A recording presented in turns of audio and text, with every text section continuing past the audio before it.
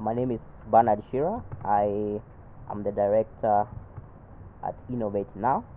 Innovate Now is an accelerator program of the Global Disability Innovation Hub, and we support assistive technology, innovation, and entrepreneurship in Africa because of a very important global agenda, and that is the inclusion of persons with disability in social economic development. And the reason we support innovation in this area is that there is a very huge gap globally where only 1 in 10 of more than 1 billion people across the world, and the need is even more dire in our continent here in Africa, who cannot afford or access assistive technologies. And these are products or services that help persons with disabilities to go about their day-to-day lives without barriers.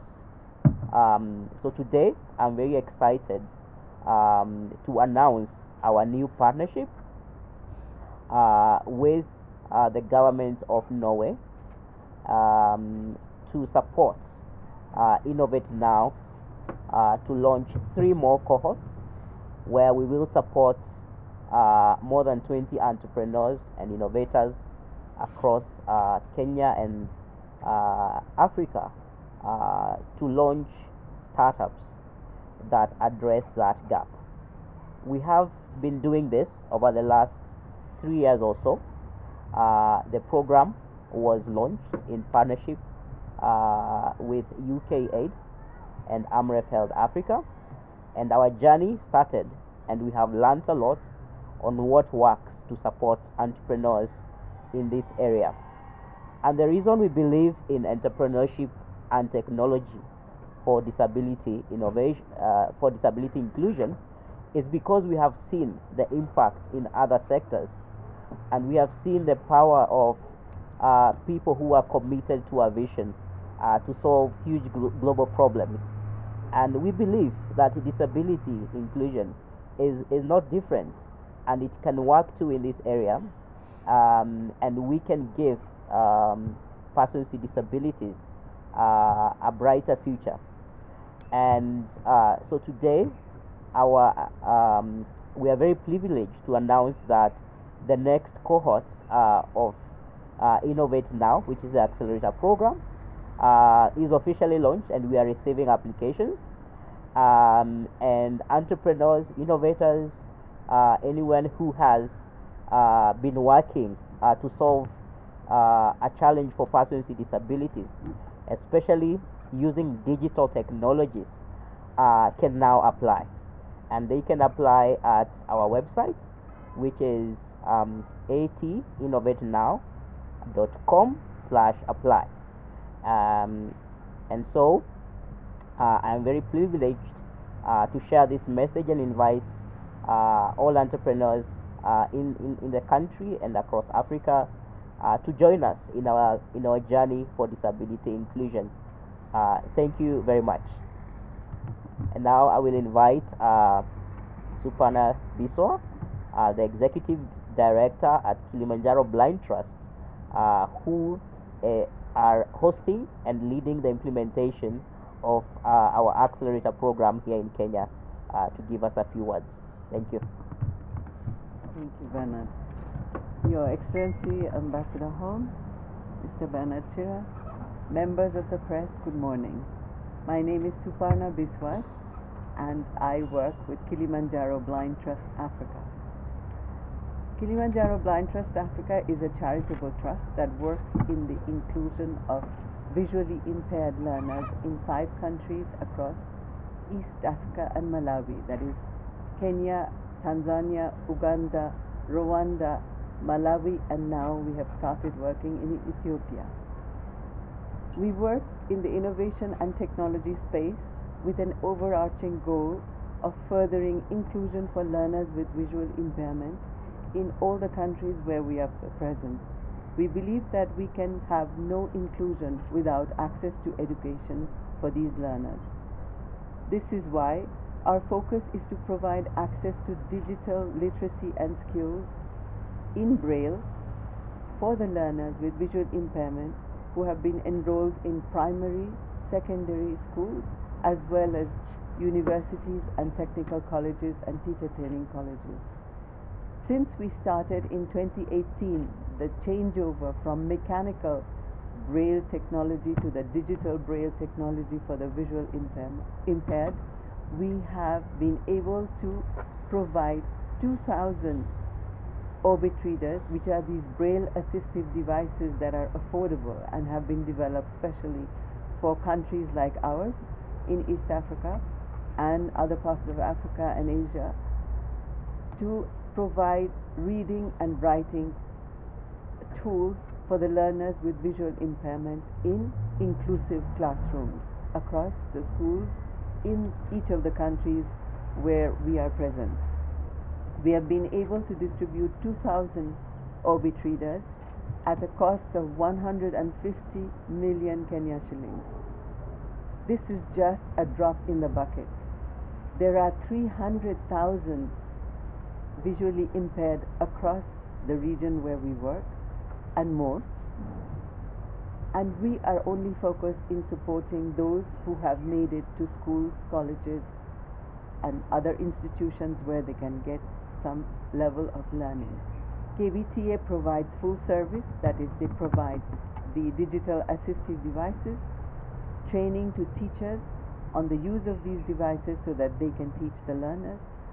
We provide training on repair to technicians, school-based technicians.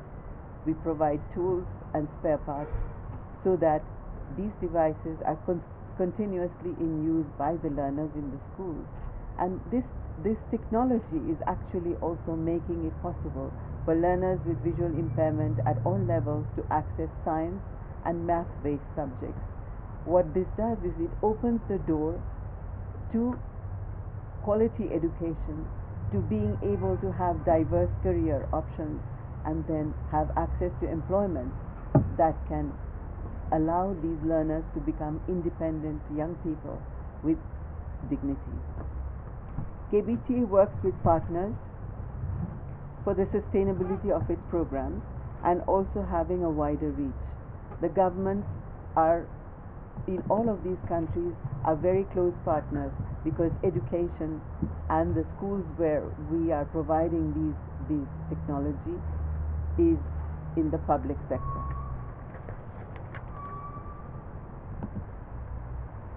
We also do a lot of advocating with other organizations and the private sector and other agencies in order to ensure that there can be change, there can be progress for inclusion, towards inclusion of the visually impaired. KBTA will be hosting the Innovate Now program over the next 3 years and supporting the team to build and deliver this ambitious plan of bringing innovation and technology in the African context to serve those with different abilities and those who care for them. This will also be one of the key solutions to addressing the question of employment for the educated youth of Kenya and Africa in sustainable ways, which in turn will be opportunities for employment of other youth. KBTA has worked with Innovate Now in its pilot phase last year to deliver the Live Lab support. This support is on the ground support to provide feedback and user testing for the devices and products that are developed by the entrepreneurs. The funding support from the Norwegian government will help this program to develop, grow, and take the project to become an integral part of technological solutions for the African public, developed by African entrepreneurs for African users. This is a very exciting perspective, and we are looking forward to doing great things together. Thank you. Thank you. Thank you, Madam Supana. Now I have the honor to invite Your Excellency Ambassador to give us a few remarks about these partnerships. Welcome. Thank you very much, Bernard and Sipana, for your comments that I think also helped me to understand even more about the project that we are engaging on together, embarking on together. Just to say that, gentlemen of the press, people or members of the press, Embassy is very, very happy and honored actually to host the announcement of this new partnership between the Global Disability Innovation Hub, ICT Norway, and the Norwegian Ministry of Foreign Affairs. Some of you may know that Norway and Ghana earlier this year hosted the Global Disability Summit. I think the previous one was co-hosted by Kenya and the United Kingdom. And at that summit, it was highlighted the need to do more for the more than 1.2 billion people globally living with a disability. And as was already said, we find a large part of this in the global south. Now, the lack of access to assistive technologies results in children being excluded from education, adults being excluded from work, and all age groups being prevented from fully participating in society and contributing with their potential. That is a waste of resources that no country should be able to live with, and that's why we're very happy to see that we are together trying to do something about that. So I think that this initiative in many ways therefore is a potentially life-changing initiative for the people that we reach. Very excited to cooperate and to partner with the GDI Hub here to meet the challenges in Kenya. Digital Assistive Technology and Entrepreneurship project will be implemented between 2022 and 2024, supported by NORAD to the tune of, I think, roughly 6.4 million Norwegian kroner, which is roughly 600,000 US dollars. The project will contribute to sustainable mechanisms to increase access to digital assistive technologies. What I think is particularly interesting here is that, yes, I mean, you spoke about the drop in the bucket, and the needs are immense.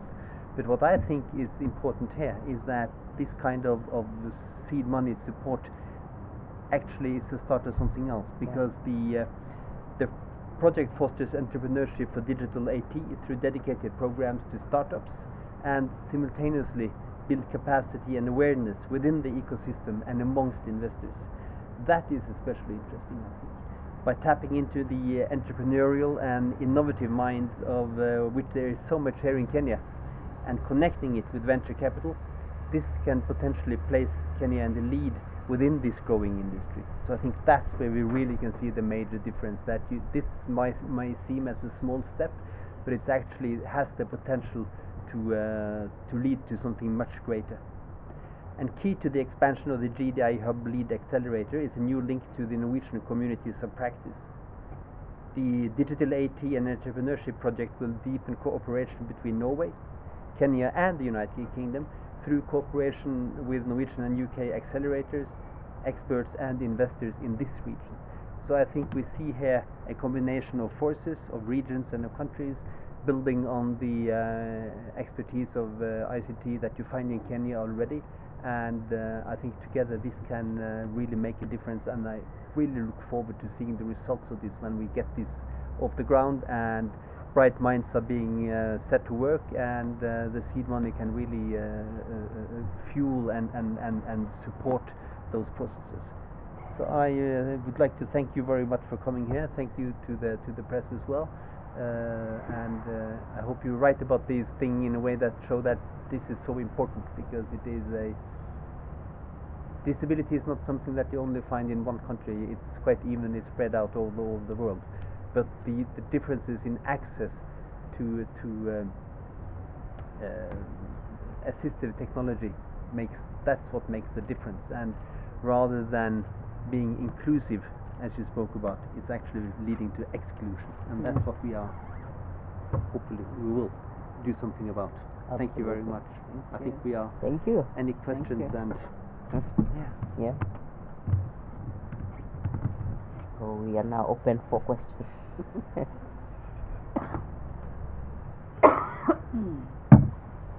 All right. Thank you very much. My name is Felix Maringa from DW News. I have 3 questions for each and every one of you. Okay. So 3, at least 1 question for every one of you. So to Mr. Chira, what will be the criteria in settling on the 20 startups that you intend to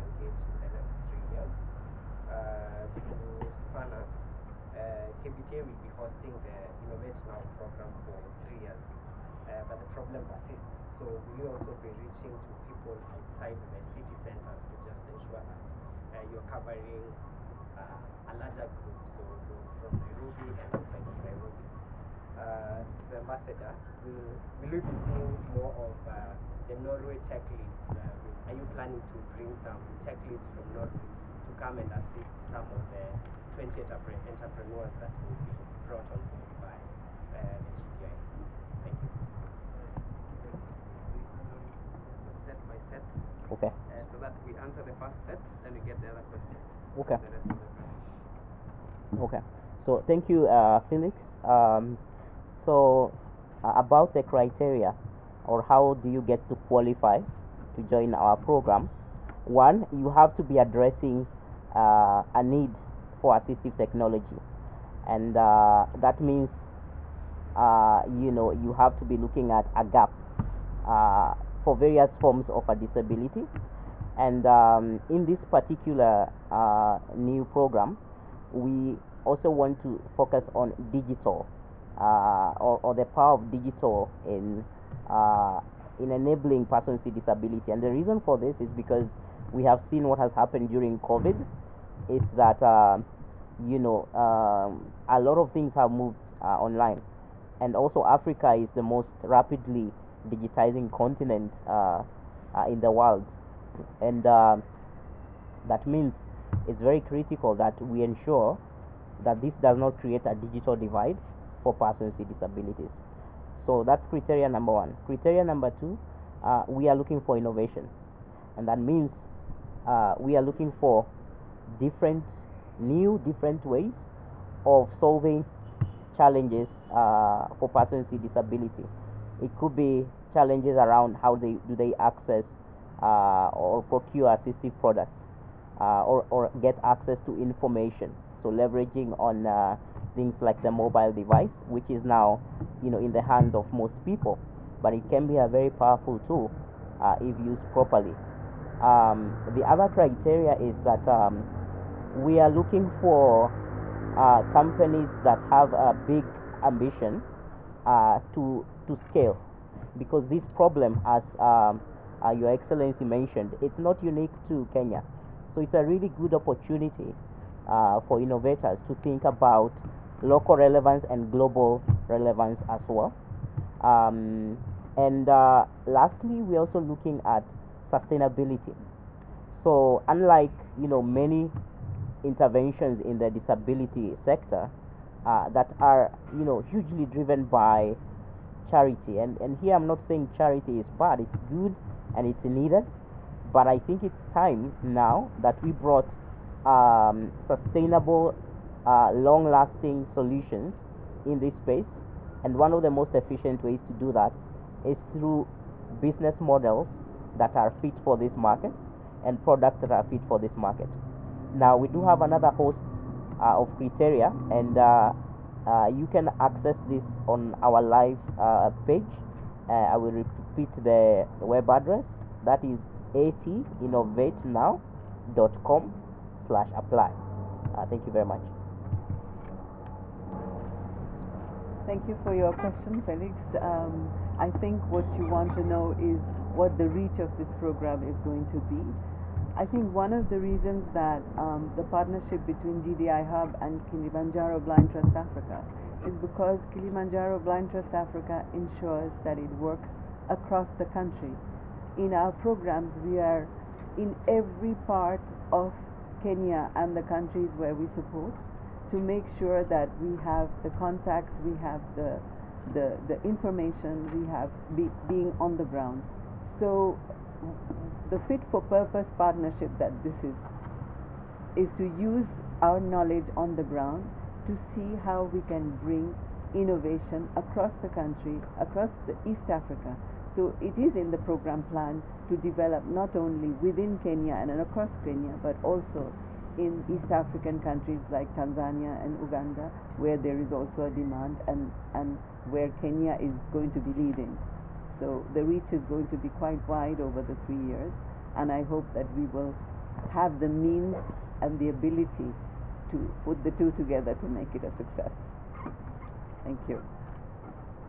Thank you for the question directed to me as well. And I just say that ICT Norway, which is a like an umbrella of Norwegian tech companies and experts and that environment is a part to the partnership, member of the partnership. So I see clearly that Norwegian interests, Norwegian experts, Norwegian companies are already in on this, and same with accelerators, investors, innovators. And I think that the whole key here is that this is a digital partnership, so it doesn't really matter where you sit, whether you sit in Norway or in Kenya, you can still exchange programs and codes and develop products as you move along. So I'm very excited to see the buy-in from those environments in Norway as well. And you spoke about the cell phone. We have already seen how quite simple and when you scale it up, they also become quite affordable for most people. Programs that can do amazing things for all kinds of disabilities, whether they're visually impaired or whatever it is. So I really see a massive future here, because this machine, whether it is a smartphone or a GSM, you find it in almost every pocket in Kenya. So that is a way of reaching out that has a whole new potential, rather than the way we did it 20, 30, 40 years ago, with very different types of technologies. So I'm really fascinated and enthusiastic about this. Right, thank you very much. I have a set of questions from KBC. How are you? My name is Kita Nita from KBC. My question is to Zen Nada.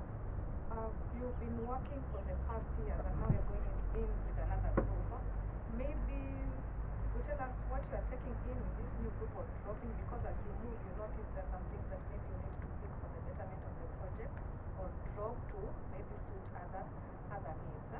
And then another thing, what about the other cohorts? Where are they now? What's your plan?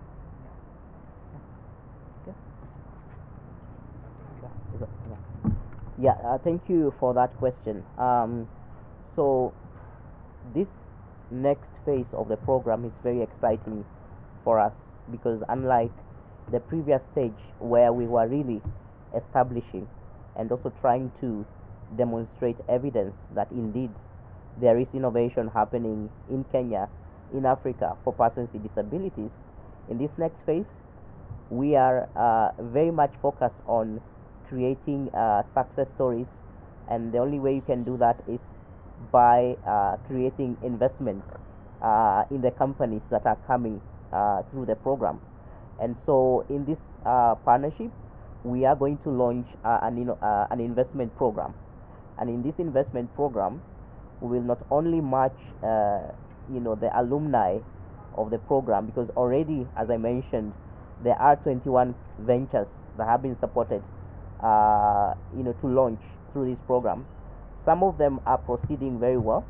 Indeed, we have companies like Lincell Technology, which is the first African company to do motorized built for purpose wheelchairs in the continent at a fraction of the cost of a motorized wheelchair, and also bringing in renewable energy. So this company, when they came into the program, they had just maybe done a prototype, but today I am happy to report, they are close now to selling 100 of these motorized wheelchairs, and now they really need support to scale up their manufacturing processes, to streamline, and also to look at how do they enter markets in East Africa and beyond.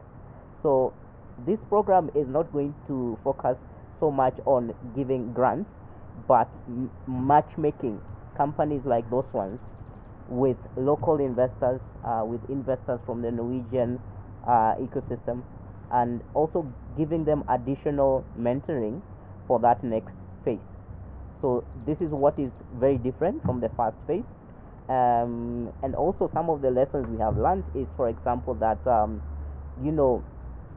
if you are trying to create success or through entrepreneurship. It has to be full circle. So the training very important, the mentoring very important. But what we have learned is what happens when you are not investing is that these entrepreneurs they get stuck because they cannot now move to the next phase. And so it is very important to create investment mechanisms. And what is unique about the disability sector is that we have a unique opportunity to do something that maybe other sectors are not doing, and that is to match charitable capital with venture capital. Because charities and foundations they have been at the foundation of supporting disability inclusion. And what we are saying to them is that don't go away. Here is a more sustainable way to do it, and we want to invite them locally and also internationally to join this very exciting program. Thank you. Question from the press? Okay, then probably we can take 10 seconds for each of you. Let me ask my question. Probably, what does this program mean to you as a person? Yes, starting from Bernard, then to Supan, and then the person. Wow. 10 seconds maybe. 10 seconds, okay. This program, to me, it's not just a job, it's an alignment of purpose. I have worked in the entrepreneurship ecosystem in Kenya for a while now, almost 10 years, and I joined this journey 3 years ago. And for me, I've always been wondering how could I give back to the disability community in a meaningful way that can have lasting change. And so for me, this is a collision of purpose and my ability to give back. So I'm really excited about it, and it is very important to me. Thank you. This program is also very interesting for me because it's about stimulating the youth of Africa and giving them opportunities. Many of them that don't have the opportunities or didn't have the opportunities before, and to see how they use technology, support, connections, let's say experience and knowledge, to bring all this together to make something happen, to make something that is good for themselves as individuals and that provides a very vital service to those we serve, because we serve those with different abilities in Africa, and that makes it really exciting for me. Thank you very much. And the ambassador. Now let me follow up on that as well. I think that you spoke about charity, and nothing wrong with that, as you said. Absolutely, there's so many things we couldn't do without that. But this is a different type of program. It's built on partnership, and I think that's what is most important to me. A partnership between institutions, and where money is relatively little part of the whole thing, but you allow people with capacities and developing technologies and really reaching out across, bridging that digital divide, and together being able to create something which is new and innovative, and reaching out to so many people that otherwise probably would still be excluded. So I think the inclusiveness of the thing through a partnership of equals is really what makes this exciting for me. All right. Thank you very much. From the press, please let them set up.